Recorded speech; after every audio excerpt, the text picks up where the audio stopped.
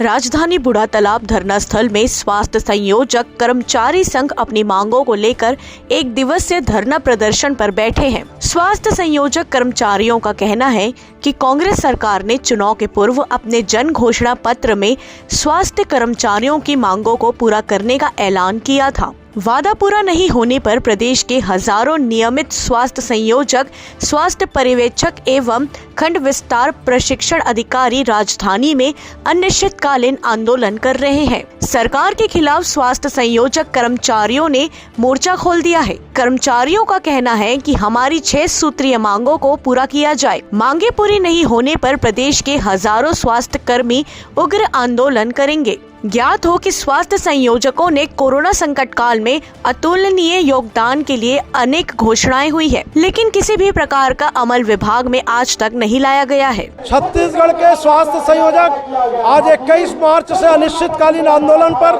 रायपुर राजधानी के बूढ़ा तालाब धरना स्थल में तपती धूप में बैठे हैं। इनका मांग कोई नया मांग नहीं है। मेरे स्वास्थ्य संयोजक मुझसे पूछते हैं, क्या हुआ तेरा वादा, वो कसम वो इरादा। इनको बताना पड़ता है, भूलेगा दिल जिस दिन तुम्हें, वो दिन जिंदगी का आखिरी दिन होगा। 2018 के चुनावी घोषणा पत्र में जो राज्य सरकार ने प्रदेश के स्वास्थ्य संयोजकों से वादा किया था, वो वादा को पूरा कराने के लिए, ध्यान दिलाने के लिए मेरे स्वास्थ्य संयोजक सबसे बड़ा मांग वेतन विसंगति दूर होना चाहिए।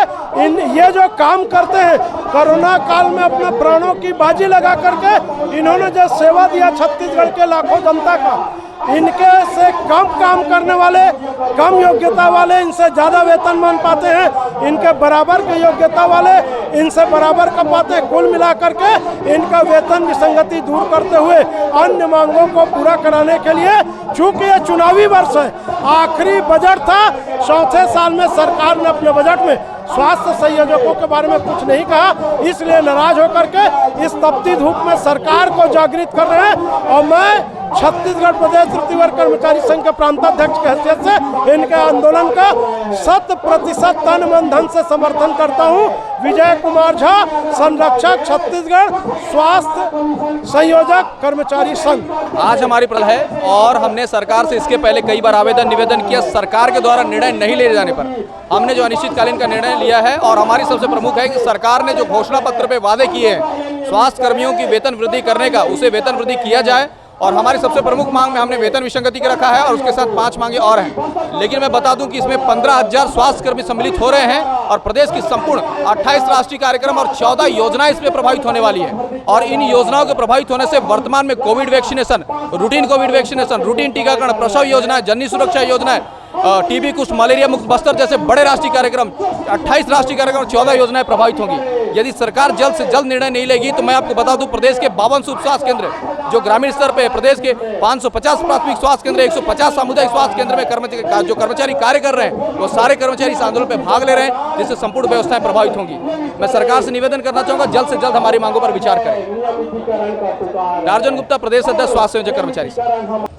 मांग तो 4-5 छेड़ है, लेकिन हमारा मुख्य मांग है वेतन विसंगति, जिसको लेकर हम धरना प्रदर्शन कर रहे हैं। पहले भी हमने एक दिवसीय सांकेतिक हड़ताल किया था, लेकिन सरकार ने हमारे कोई मांग को पूरा नहीं किया है।